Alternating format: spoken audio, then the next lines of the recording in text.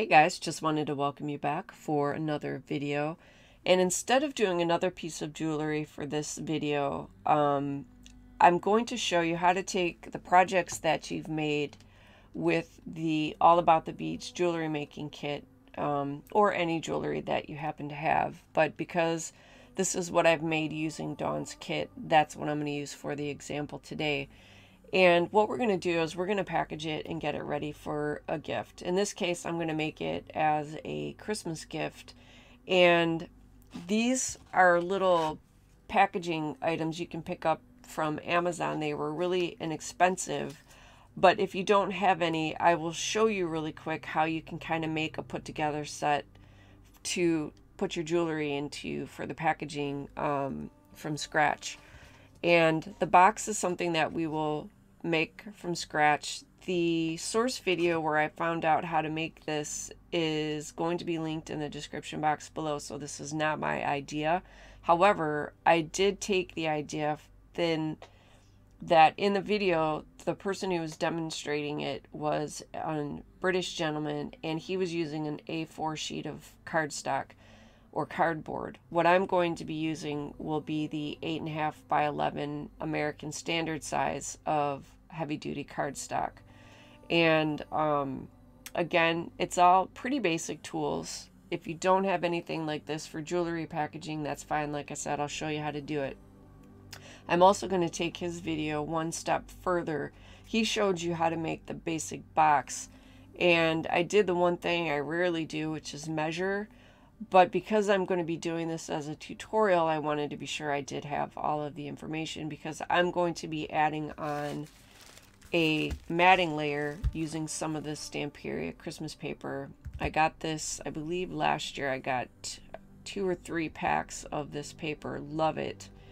And I want to get more, but I need to use up what I've got first. So this will help me get more of this used up so I can get another pad, because it is really pretty. This is probably one of my favorites for the Christmas paper, especially because Stamperia is, the only thing wrong with Stamperia is that you don't get 2 sheets of every page. It's double-sided, so you have to choose. But anyway, I don't want to get off on a tangent. So this is the paper that I'm going to be using for the matting layer on the box, and I already pre-measured out the large section that I'm going to need for the top of the box. But again, I'm going to go in order of how to kind of put this all together, and you can modify anything that I say at any time. You can just take the concept, and then if you figure out another way to do it the way you like it, then by all means go for it. So what you will need if you are going to do this, again, you don't have to have pre-made jewelry packaging. You can make it from cardstock, but you want to have some heavy-duty cardstock for that. You will need some glue. If you don't have glue, double-sided tape will work, but when you're folding up the boxes, tape can be rather unforgiving if you don't get it lined up. So just standard white glue that you can get, like school glue. I'm using the Art Glitter glue because that's what I use 90% of the time that I'm doing stuff like this for glue. But you need glue, heavy-duty cardstock. If you don't already have packaging, you'll need an awl or something that will poke the holes for you. So that's where I brought that in. You will need some also heavy-duty cardstock is recommended, because the heavier duty cardstock will not only make the box sturdier, but adding on that matting layer will make it even that much stronger for handling. And you know, if you're having to carry it to someone's house, it makes it a lot sturdier to package up. So that's my recommendation on that, but you use what you have. That's #1 rule.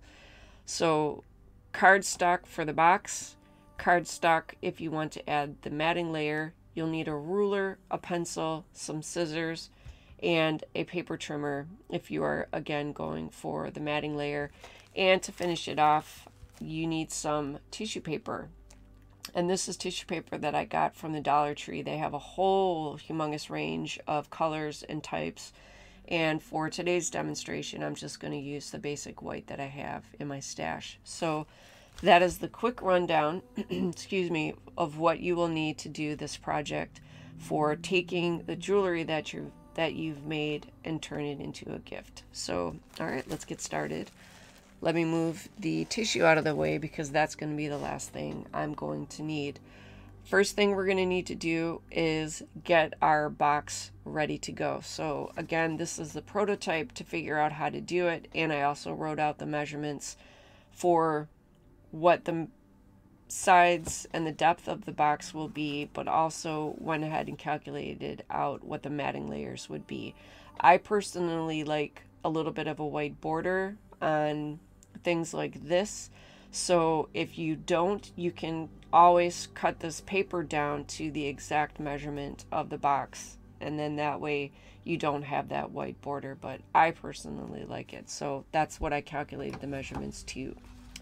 All right, let me move the chunky bits out of the way because we are, like I said, going to do the box first. So let me move my scissors and the matting paper. So you do not have to trim this down. You do not need a scoring board. The only thing you're going to want to do is, if you have your ruler, you can use that as a bone folder, or you can bring in a bone folder if you want. But I'm just going to use this for the bone folder like I did when I made the prototype. So what you are going to do, the easiest way to figure this out, you're going to take your ruler and you're going to want to line it up with the edge of the paper, and that is going to give us the width of our lines. You don't have to measure anything else out. You don't have to calculate how wide it is. The only time I had to do that again was when I was measuring out what I was going to need for the matting layers. But you just line the ruler up with the edge of your paper and just make a light line along the ruler. And if it's not perfectly straight, that is okay, because once you fold up the box, you won't exactly notice. That is the nice thing about making gift boxes. They're a little bit more forgiving.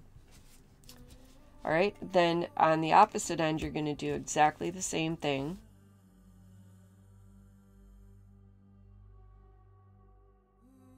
So now you have the two edges now have their lines. So what you're going to do is along those lines, and I like to start on one side, and again, this is a heavier duty cardstock than what I used in the prototype, because again, this is going to be a box, and because this is handmade. But if you do happen to have a scoreboard, feel free to bring it in and use that to create the scoring marks for you to be able to fold it. I don't mind the handmade look. The rough edges or whatever it is, that doesn't bother me at all.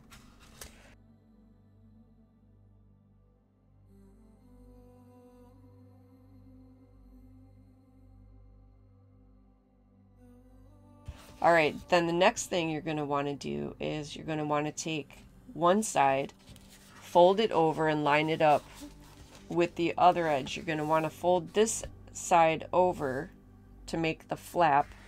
Then you're going to take this side also with the flap folded down, and you are going to line up the edges. All right, we do one side. And again, you can just use your ruler as a bone folder. All right, so now we've got our first crease, and again, I don't mind if it's just a little bit wonky. Now we are going to take this other side and do exactly the same thing.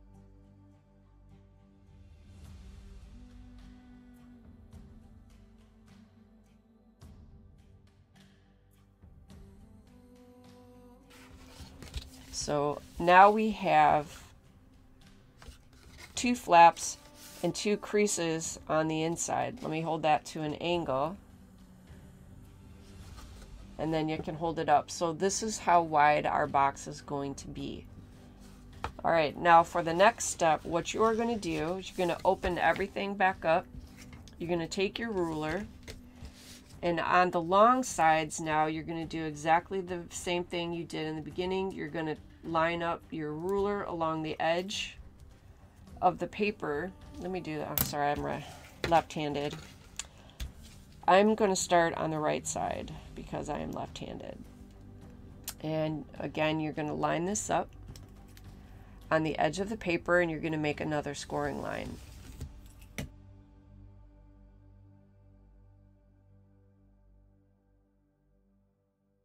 All right, and that is the final line that you're going to need. All right, now, because of the fold marks, I am going to cut along the actual crease. And what you can do to help kind of make it fold a little better is you're going to want to cut a bit of an indentation, and I'll show you that in just a second. So now we have our folds here and here. You can go ahead and fold this whole thing if you want. I'm not going to, just because again this paper is so thick. I'm going to keep from folding these edges until I get everything separated. So on these creases, I am going to trim up to the lines that I just drew. You don't want to cut anything off. You just want to create the tabs. So you're only going to cut up to the line that runs along the length of the paper.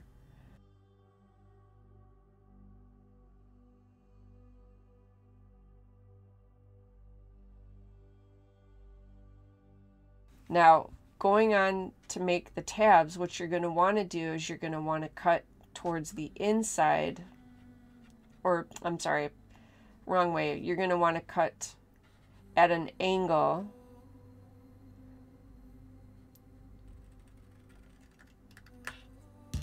like that.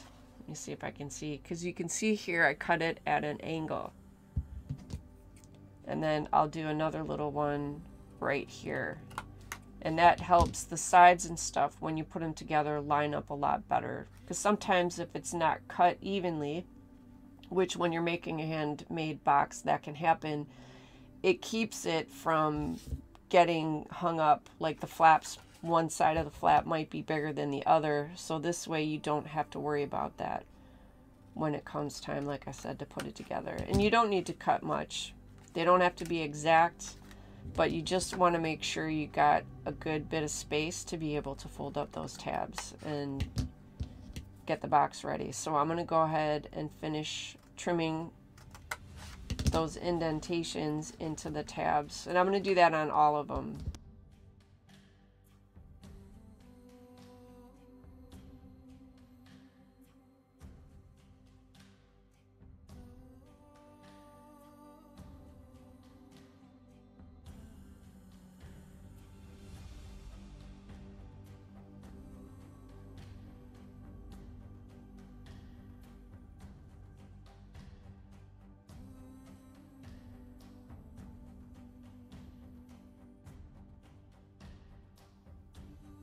All right, once you have the tabs are trimmed down that little bit to kind of clean them up. And so now we are going to start assembling.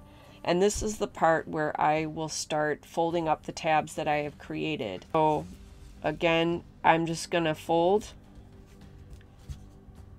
and I'm going to use the edge of the ruler as a burnishing tool. And I'm going to do this section first before I come back and finish that.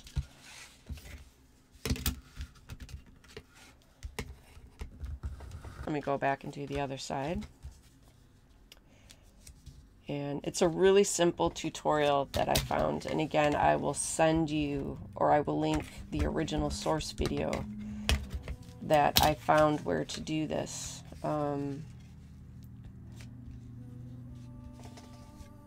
I thought I had saved Dawn's video, but I couldn't find it, and she has a whole lot of videos.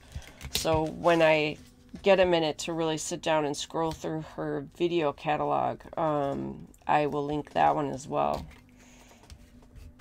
Now we are ready to start assembling. This will be what's going to be the bottom of the box. So this part now I am going to assemble. Glue is right here. All right, and again, you can use tape, but I would recommend glue because the glue gives you a little bit of wiggle room, if you don't have everything lined up exactly where it needs to be. So I used tape a couple times early on when I was learning how to make like gift bags and stuff like this, but it did not go well, so I stopped and switched to the glue.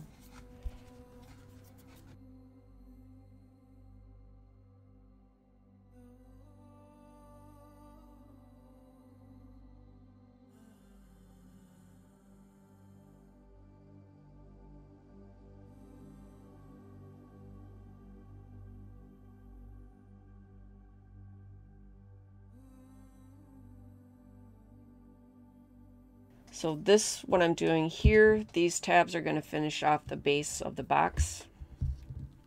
And the reason I really dig this version is it's one piece.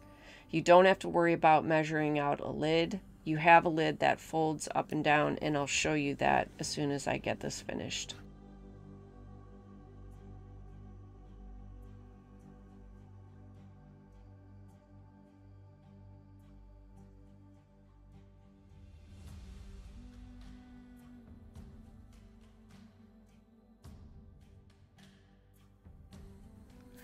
Okay, just wanted to make sure that everything was dry, so I blipped off the camera for just a second. Now, while I let the adhesive finish setting so I don't accidentally peel open those tabs, I'm going to set that aside. Then let's work on the matting layers. All right. Now, getting into the measurements, this is actually the side I'm going to be using for the matting layers. But I drew the lines on this back side so that way I can remember where to cut. And I measured out the biggest layer, which is going to be covering on the top. And those measurements are, you will need a piece that is 3 3/8 by 5 5/8. And I will zoom this up when I get into the editing part.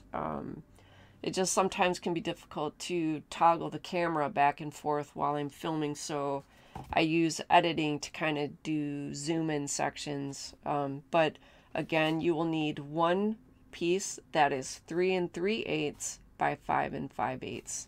So I went ahead and got that pre-marked. So this corner is going to be that section. So let me cut that out.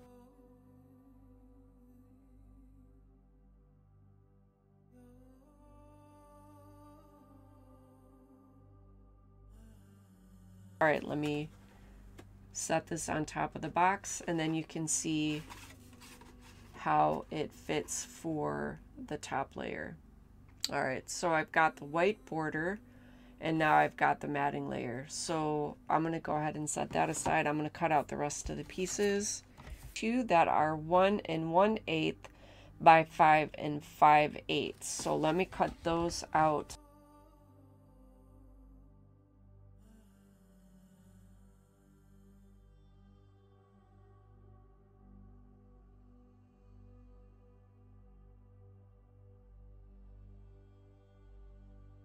So let me just take a moment and measure them out here.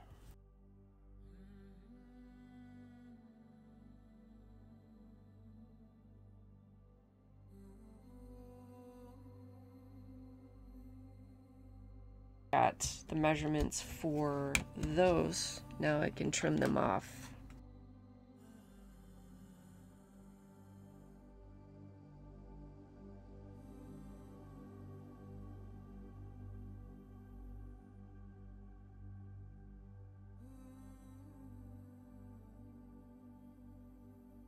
Now for the sides, again, we need two that are 1 1/8, but this time I need them to be 1 1/8 by 3 3/8. So let me get my trimmer back.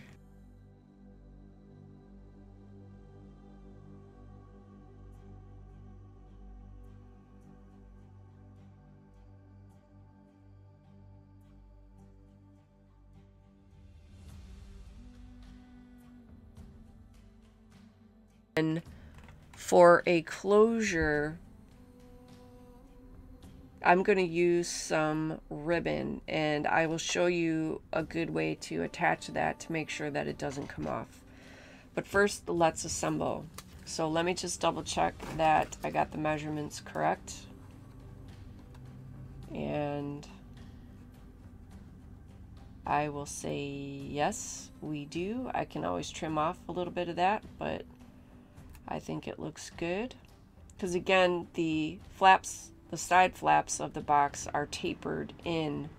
So I can always just trim that little bit of excess when I get them glued down, and I will do that in just a second. So let me get this attached, and again, I am going to use glue.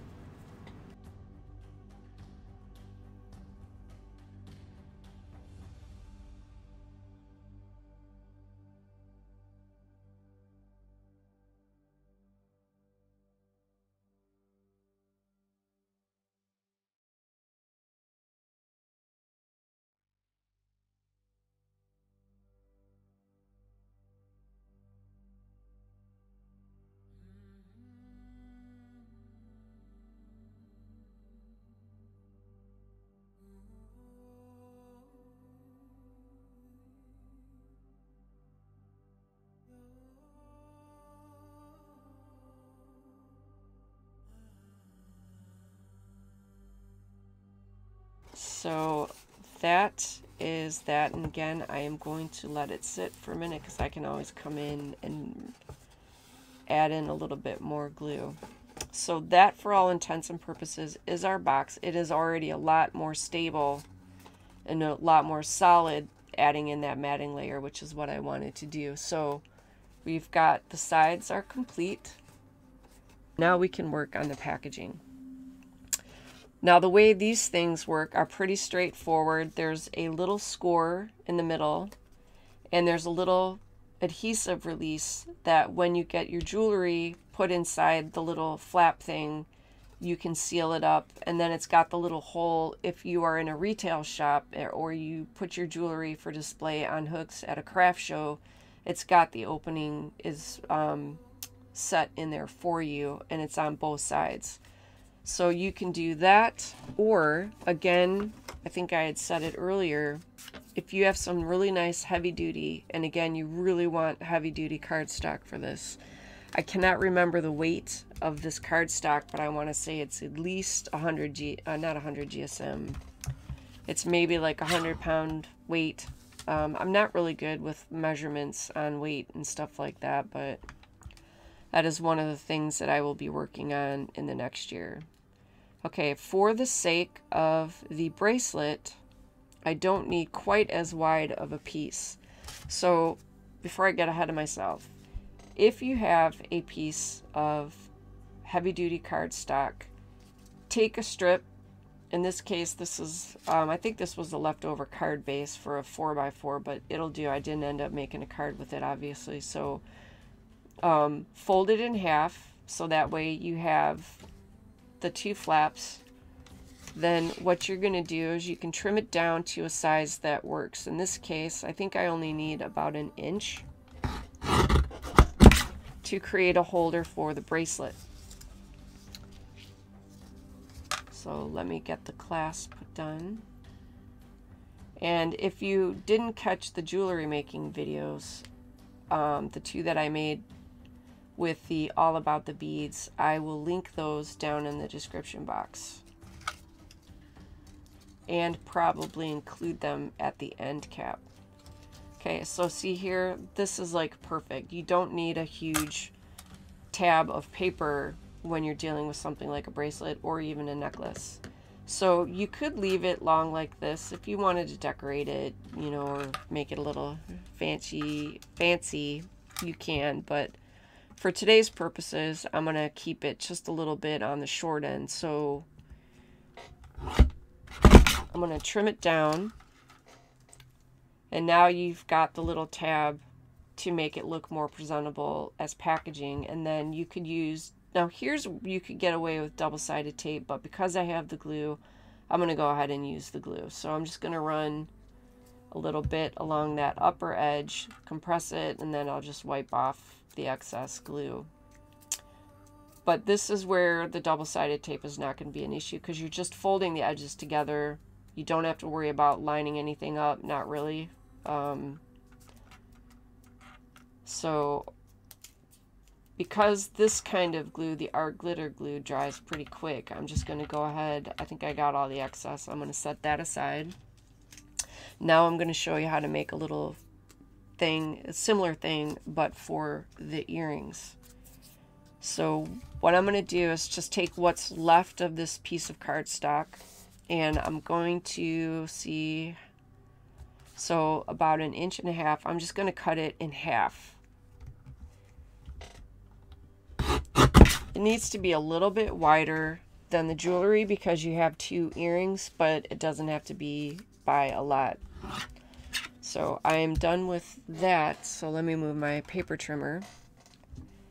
Now for the awl, this probably will crinkle the paper a little bit, but again, you know, there are ways to do stuff even if you don't have a lot of supplies. So that's why I'm doing this one first, because just to show you that you don't have to. So you just need to make 2 holes. You want to make them as even as possible. You could measure it, but again, it's not absolutely necessary. So I'm just going to kind of eyeball it. And you don't have to crank the awl through it. You just need, again, that opening that is big enough for the ear wires to fit through into the back. And I would recommend using, they have these little rubbery ear backs for the ear wires. I didn't get them out because this is just a demonstration, but if you were presenting this as a gift or for sale, you're going to want those little rubber earring backs that you put on after you put the earrings through the holes.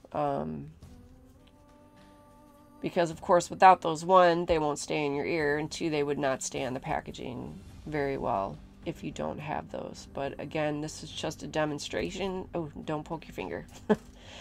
It's a pretty sharp little tip on there. So mind your fingers. Okay, so this is basically what it's going to look like. Then you can take your earrings and you can poke them through the holes. And where you want them is entirely up to you. I don't mind if they dangle off, but if you want them to be completely on the back, then all you'd have to do is you can take the same piece of cardboard and flip it. You can flip it the other way. So it doesn't exactly matter to me, but for demonstrations and being able to see it easier, that is what I'm going to do here. So let me put these 2 together. And then I'll get that first little quick pair of earrings that I made in the first little video for the All About the Beads collection. And now you have your little tabs for your earrings. Then again, you could come in with tape and close off the ends here, which again, because I have the glue, that's what I'm going to use. But a tape is perfectly fine here. You don't, again, have to worry about lining it up. So let me just compress that down, get off the excess. And that is how you can make your own little earring holders or bracelet holders from scratch with just some cardstock. But again, don't poke your finger. Alright, so let me just set those aside to go ahead and dry a little bit. Because it's all tacky, I'm going to start sticking to everything. So let me just tidy this up. And now you have the handmade little jewelry holders from scratch that you can put in your box to present as a gift or for sale at a craft show. And again, this is why you need those little rubber backs. Well, they're more like silicone, I think, or some combination, but they're just little teeny They're like a clear kind of rubbery stuff. And they just slide on the backs of the wires, but I didn't get any out just for the demonstration today. And those I know for sure you could probably find in jewelry making kits or on Amazon. You can just, I believe they would be called earring backs or something like that. Sorry, I got some extra glue here. All right. Now, if you have stuff for jewelry making, then these again are something that I got off of Amazon, and this is a little bit more specific. This is where the earrings are going to go, and you see it's not repeated on the back. So what you would do, I'll just use one set for demonstration, but you just poke them through the hole.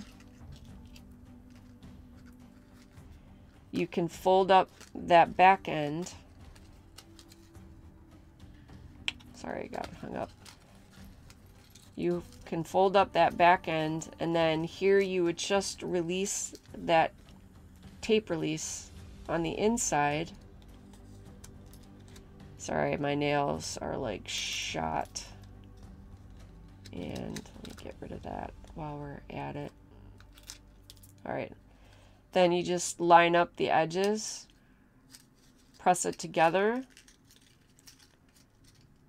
and now you've got your little earring tab for, again, you could do this as a gift, for a gift. I think I did that last year for, I think it was my son's girlfriend.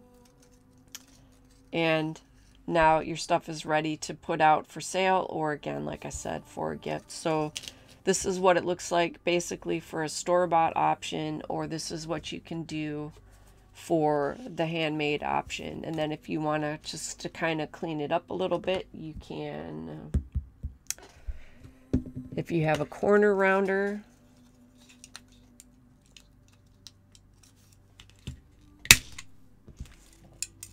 just to make it look a little more professional.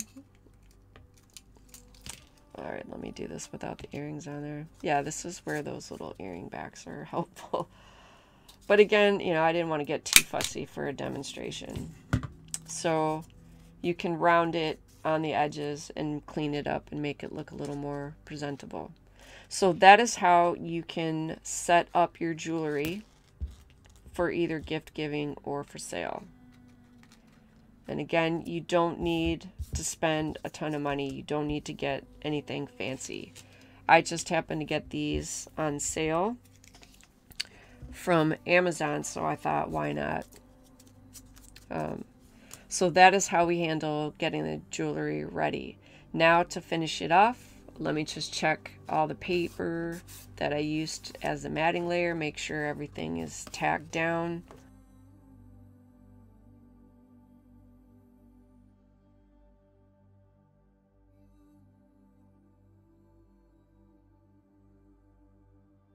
So let me find the inside layers for this.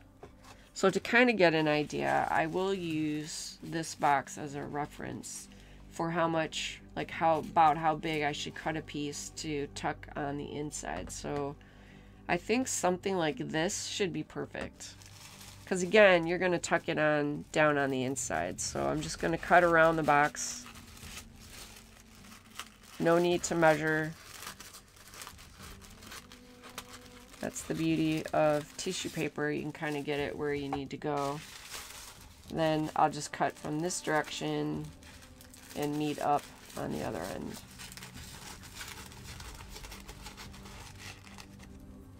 You could use a paper trimmer if you want to be able to cut larger sections out of it. But again, for demonstration, I'm just doing it right with what I've got right here. Because it's about getting you the idea, not about being 100% precise and getting all technical. Or at least no more than I need to with like measurements and stuff. So, okay. So box is ready to go. So now we can load the jewelry in.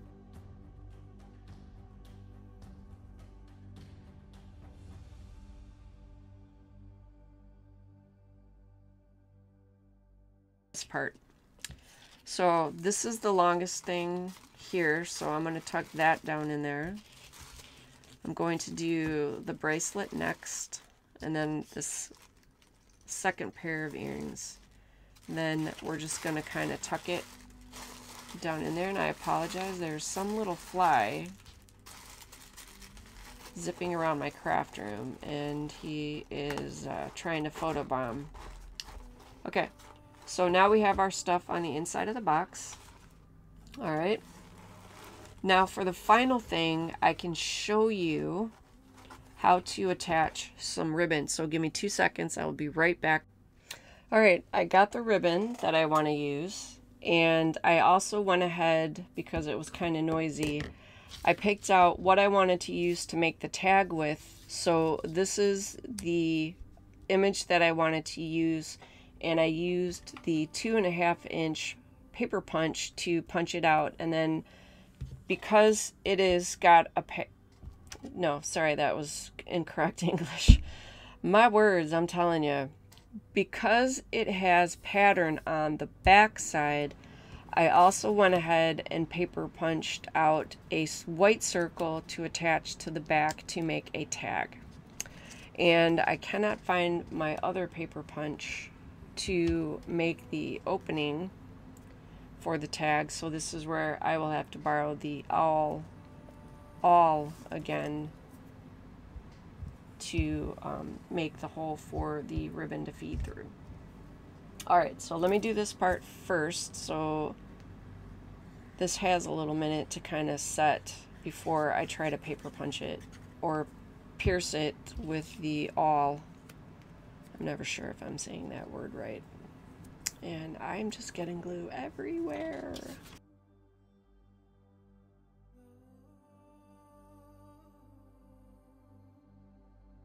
For the ribbon, what I'm going to do is turn this upside down, and let me see if I can find out like about where the middle of the ribbon is going to be. All right, so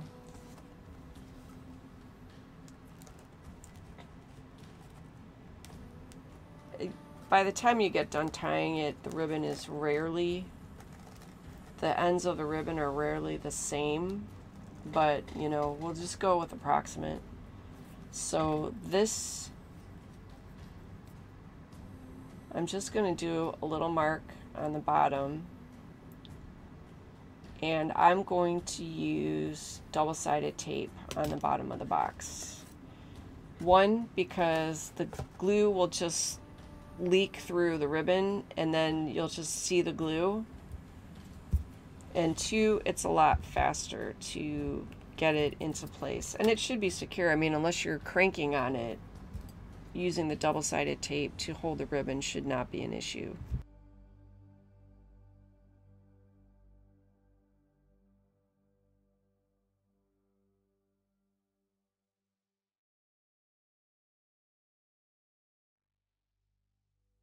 So before I tie this up, let me just tuck that out of the way and check our little tag. And we are almost done.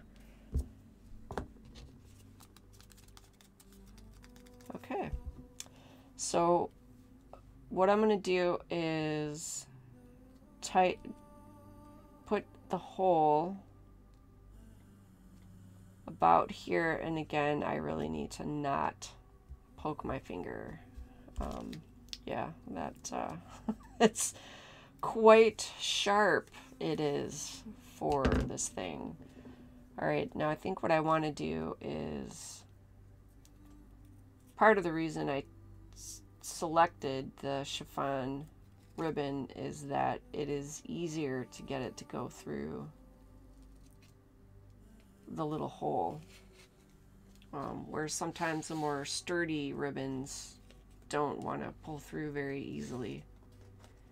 So we got our tag, and again, I want to leave it just kind of in the middle. So let's tie this up. Actually, I could just slide that down a little bit, Because if I had my paper punch, what I had intended was to make the hole and then reinforce it with a little hole reinforcer. But of course, you know, could I find it before the demonstration? No, I could not. So let me just kind of bring this up here a little bit, and then that way I can tighten it a little more.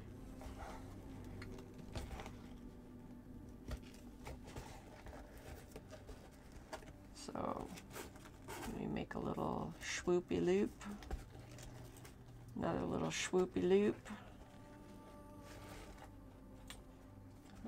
Yep, well, it is a stellar demonstration for today's purposes of making a bow. Yeah, good thing I still have my day job. Oh, hilarious. Okay, let's try this again.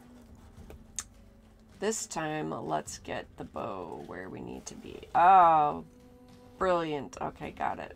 Okay. And then we can just adjust our little tag. And I will just clean it up a little bit so the edges are even. All right, so that is the gift box that we have made today with the jewelry that I've made so far using the All About the Beads collection from Dawn at Shiny Silver Treasures. I will put all the usual links will be down in the description box below for Dawn's website, her social media sites, her YouTube, as well as all the links to the other gals on the design team.